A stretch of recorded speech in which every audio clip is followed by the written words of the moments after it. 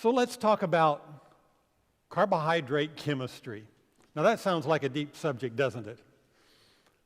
I'm going to try to make this really simple so that you'll be able to understand it well. When we talk about carbohydrates, carbohydrates is a big, broad word that is used to form, it's used to describe a lot of foods that we use for energy. And these would be foods we could break down into sugars, into starches, even into fiber and cellulose.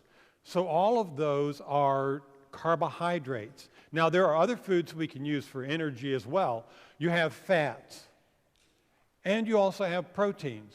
And in the body, they will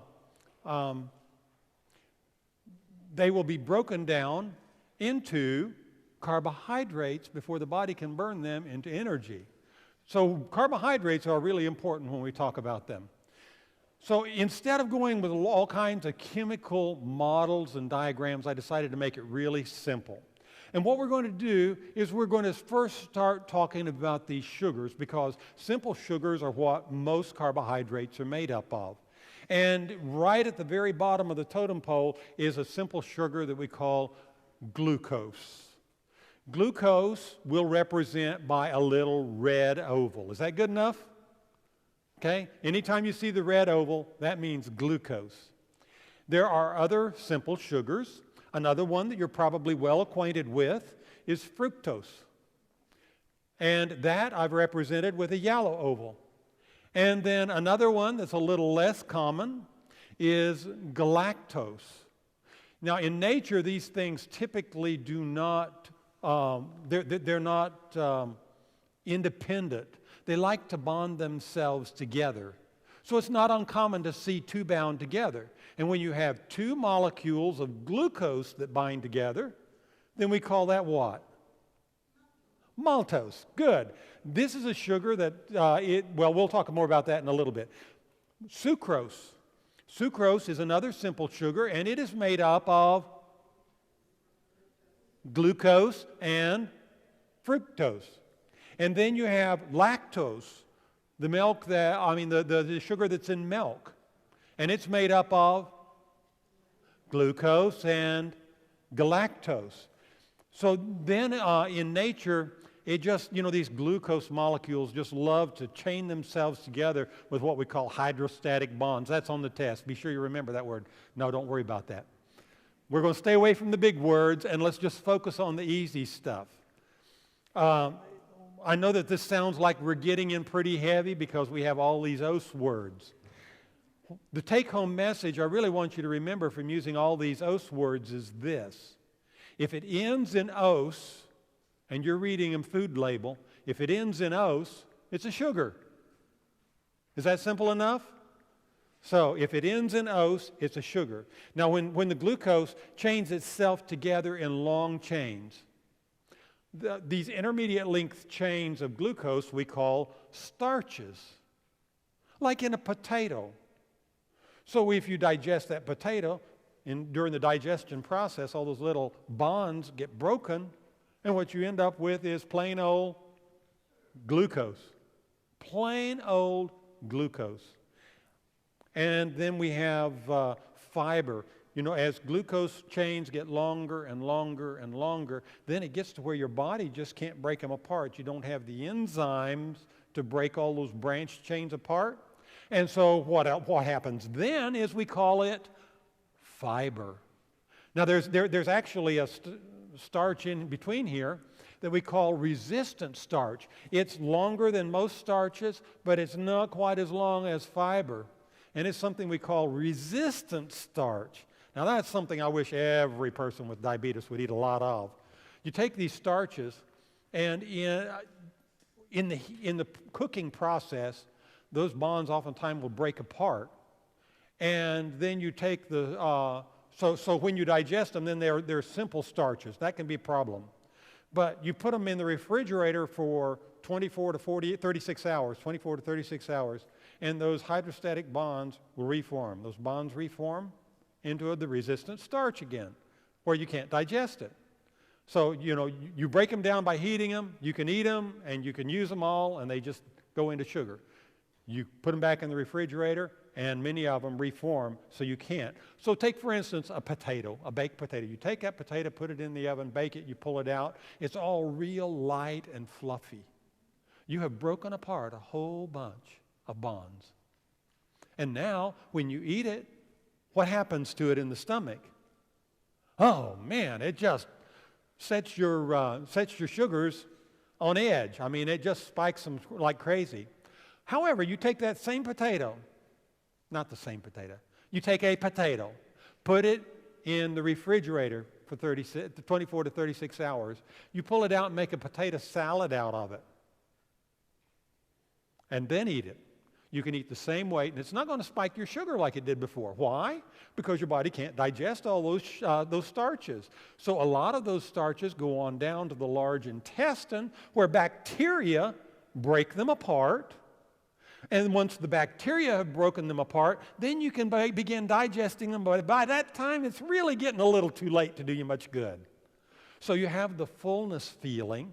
You have the other nutrients that go along with it, but you don't have all the sugar that's going to spike your blood sugar. Then fiber is stuff that you just can't digest. You don't have the enzymes to do it. Cattle might.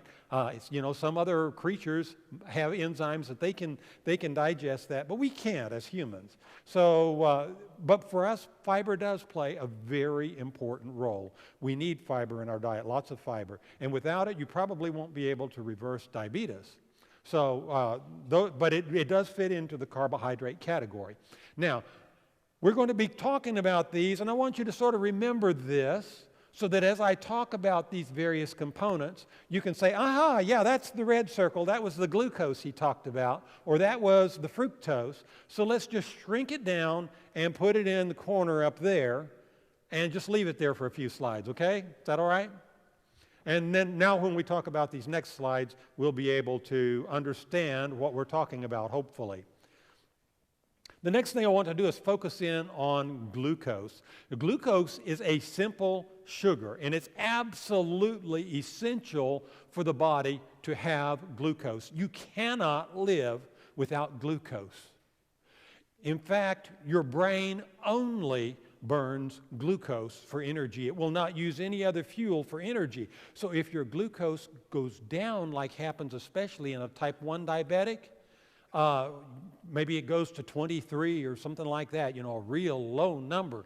I mean, when those people come in the emergency room, the doctors are just standing there. We got to get an IV, get an IV in. Come on, hurry up, hurry up, hurry up. We got to get this the glucose in this person. I mean, they'll just be dancing around sometimes because it is a true medical emergency. Your brain has to have it. You could have just, you'll die if you don't get enough glucose to your brain.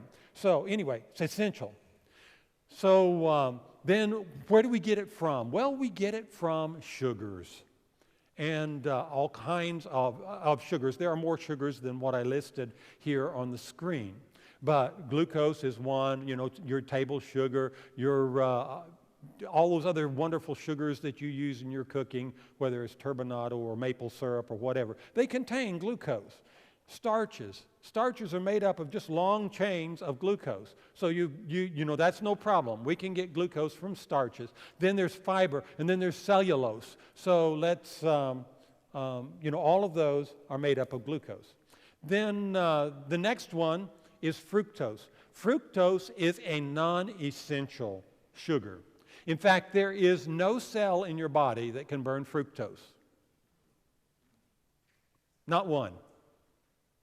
Every bit of the fructose that you eat has to go to the liver, and it has to be changed into something else in order for you to be able to use it. So it is metabolized in the liver, but there are a number of sources where we can get fructose from. Fruit, for instance. Fructose, fruit. Makes sense? Okay? So that's the sugar that's mostly found in fruit, especially when the fruit is really ripe. And berries, root vegetables, they also contain a lot of fructose. And we also can get it from high fructose corn syrup and agave syrup and a variety of other sources. You can even buy crystalline fructose in some health food stores. That's an oxymoron. We'll talk more about that as we go along. Then there is galactose, and galactose is also a non-essential fuel. Not one cell in your body can use the galactose in the form that it's in. It also has to be changed to something else in the liver. Okay?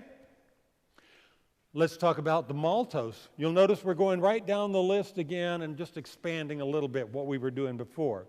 Maltose is made up of two glucose molecules, and there are abundant sources of maltose in nature. Beverages, beer, cereals, grain, pasta, potatoes, they all contain lots of maltose.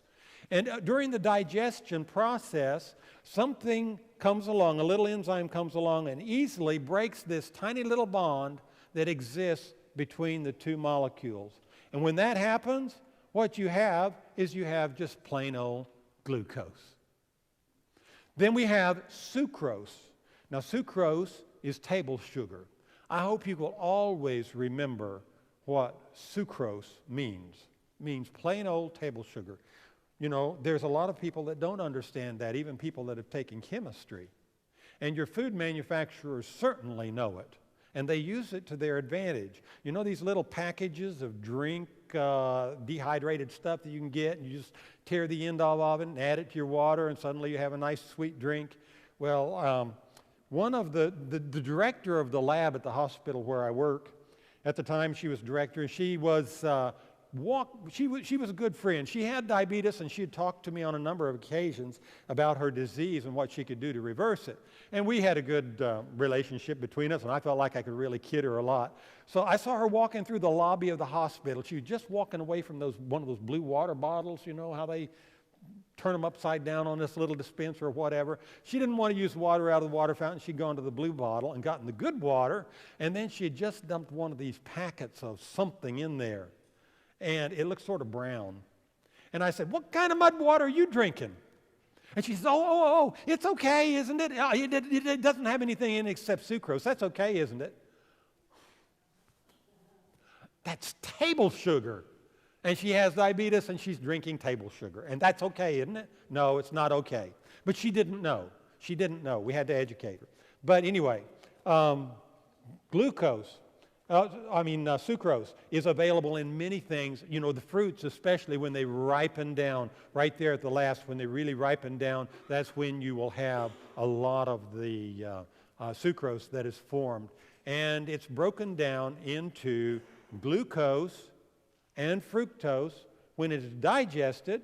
So you have those two products that we have to deal with.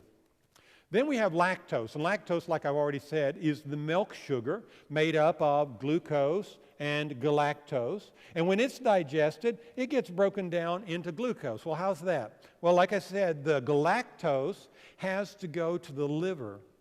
And in the liver, there's a simple little three-step process where the liver just grabs a hold of one end of the molecule and rotates it. When it does that, there's glucose. It's the same molecular configuration. The only thing that makes it different is it's rotated on the end so the body can't use it. And when it rotates the end of that molecule, now the body can use it, so you have just plain old simple glucose. Now we have starches. And the starches, of course, are made up of glucose. There's a bunch of people here that are going to earn A's for this lecture today. Okay? So you have just plain old glucose. So at the end of digestion of these substances, what do we have that we have to deal with? We have two sugars. What are they? Glucose and fructose. Good. Let's delve a little bit deeper. Glucose. 80% of the glucose that you take into your body never makes it to your liver because every cell in the body just sucks it up. You know, you eat your meal, insulin is released out into the bloodstream, and your body begins absorbing these sugars. This all happens simultaneously, you know. It's wonderful how the system is made. But anyway, as it circulates around, it gets thrown into the cells. All the cells can take glucose. So only about 20% of what you eat ever has the chance of getting to the liver. But the 20% that does get into the liver gets converted into glycogen. And that's a way that the body stores energy for future use. That way, if you go 12 hours between meals, you know, like what you do between your supper meal and your breakfast meal, well, there's plenty of energy there for you so you don't die. Great, ingenious plan. The body can store a virtual infinite quantity of glycogen, of this glucose as glycogen, without making you sick. And but it cannot, once it's made into glycogen, it cannot get out of the liver without certain hormones being released. So it is stored there as glycogen. Okay? Of all of the stuff that's stored during the metabolism process, about 1/3 of 1%, 1/3 of 1% gets made into VLDL and gets returned into storage or into the liver where it's stored as fat. So, glucose is not what makes you fat. That's interesting. I have a lot of people come to me, you know, they think that diabetes is a sugar problem. Diabetes is not a sugar problem. We've known for 20 years now, diabetes is a metabolism problem. Sugar is a symptom of your metabolism problem. And you might think of it this way. Say you get abdominal pain and you go to the doctor. And when you go into the doctor's office, you sit down and you say, "Oh, doctor, my stomach just hurts so bad. And the pain just is getting worse and worse and worse." And he said, "Well, we'll work you up." And he does a few blood tests. "Well, we didn't find anything there." "Okay, we're going to send you for a CT scan." Sends you for a CT scan, and when they get the report back, he calls you in, and you sit down and have a long chat together. He says, "You've got a large tumor in your stomach. But don't worry, we can handle your pain. Here, I want to write you out a prescription for pain medicine. You take it home, and I'll see you again in 30 days. 30 days, you come back and say, "Doc, this just isn't working. My pain is so bad." And he says, "Oh, that's all right. We have a stronger pain medicine here. You take this home." And he writes you out something, and you take that home. 3 months later, you're back in the doctor's office again. "Doc, this pain is just getting worse and worse and worse." And he says, "Okay, we'll put you on a pain patch and we'll up the strength of your pain medication. Here, take this." You get the picture? This is the way we're treating diabetes today. We're not treating the root problem. If the doctor would simply deal with the tumor, what would happen to the pain? It would go away. The same thing with your diabetes. If you deal with the underlying metabolism problem, the diabetes just goes away.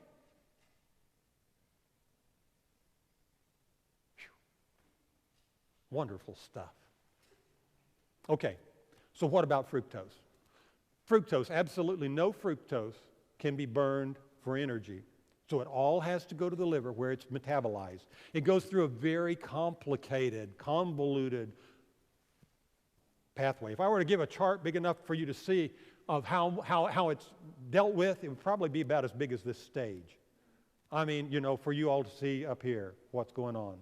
So anyway, it's a very complicated process, but understand that when you eat fructose, it causes liver disease. It causes fatty liver problems. It causes non-alcoholic cirrhosis. It causes liver cancer. Once it's stored in the liver, it can't get out of the liver without hormones. And 30% of what you take into the liver as fructose by weight, 30% of that is stored as VLDL. VLDL, those are fatty acids. If it's transported out of the liver, it'll be stored in cells as fat. But most of it stays in the liver and creates problems there.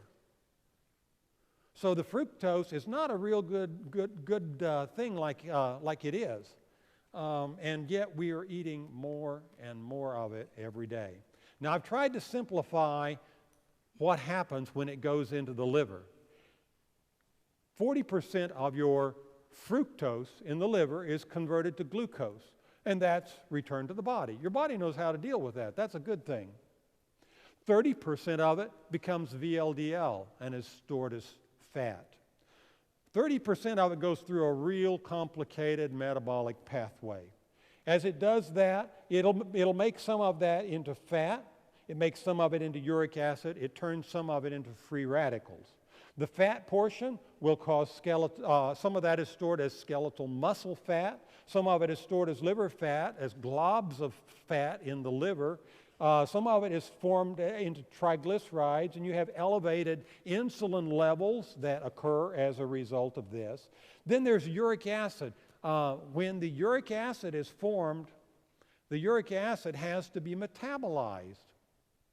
And when that's metabolized, you have other blood vessel diseases that come in the wake. You have high blood pressure problems that will result. You will have problems with men's performance and all sorts of other stuff that happens as a result of that. Then there's free radicals that are formed. We're going to talk about free radicals after a while and tell you what they are and why they are dangerous. But they are dangerous to the body, and they cause a lot of inflammation in the body. And inflammation is actually one of the drivers of diabetes. So it makes your diabetes worse. So, what your body does with excess energy that it can't burn at a given time is it turns that stuff into fat. And so makes fat out of glucose, it makes fat out of the fructose, it makes fat really in two places in your body. One of the places in the body it makes fat is in what we call the white adipose tissue. It's really yellow, but we call it white. White adipose tissue. That's the fat cells throughout the body that we call fat. And then the other place it makes it is in the liver. The thing is that where it's made seems to make a real big difference as to what it does to you. If it's made in the fat cells, the body tends to just ramp up the metabolism and burn excess off, so you don't gain a lot of weight from it. Normal body size is maintained. Only a very small portion of it is maintained as fat, and it's been associated both with longevity and with increased insulin sensitivity, which is the opposite of insulin resistance. So this really takes us the right direction we want to go. So is glucose the problem? No, glucose is not the problem. Now, because you see these cells right here, the only fuel that can get into any cell in the body, every cell in the body, is glucose, right? The fructose has to go to the liver and be metabolized in the liver. It has to be changed into something else. So this has to be made from glucose. Over here you have the fructose. Okay. When we talk about fructose, a majority of it is stored as fat. You receive significant weight gain from fructose. It is only released from the liver by hormones glucagon or epinephrine. So glucagon, we already mentioned in a previous lecture, but when your when your intestines get empty, you've used up what's already there in the intestines during the night or whatever, then the body releases this hormone and says, I need you to release some of that stored energy in the liver to keep the blood glucose level up. And then that will happen. The other thing, the way that you get the epinephrine, that's one of your adrenal hormones. When the bear jumps out in front of you and you have a bear event, whoa!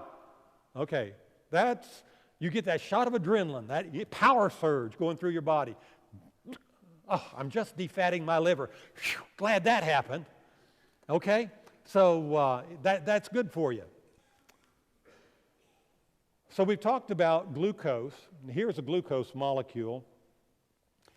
I don't want you to have to remember or know what all of this stuff represents, but I just wanted you to get the idea that it sort of looks like a little pinwheel up here. Can you see that? Sort of like a little pinwheel, like what the kids hold up in the air when you're driving in the car or whatever and watch it turn. This is a glycogen molecule. There's a little protein in the middle, and there's two long branch chains made up of nothing but glucose that comes out from that glycogen molecule. It's sort of a spherical shaped thing in actuality. Okay, so what you have here is this wonderful power reserve, and there can literally be thousands and thousands of units of glucose like this. So the body does have a way to really concentrate that stuff and store it. We want to talk about sugar substitutes for just a minute. All of the sugar substitutes that are available will increase insulin resistance. They're poisonous to the body only, well, to a certain degree. They just don't help your diabetes. They increase hunger. They make you want to gain more, except for one. And that one that's left is stevia, the natural plant extract. Stevia has been associated with increased insulin sensitivity. And you need to be careful when you're getting these, because some of the stevia preparations, they don't devein the stevia, and so you'll have a bitter aftertaste. So you'd look for a non-bitter formula. There are a number of them that are being made out there right now that are very good, and you can hardly tell that you're eating a sugar substitute.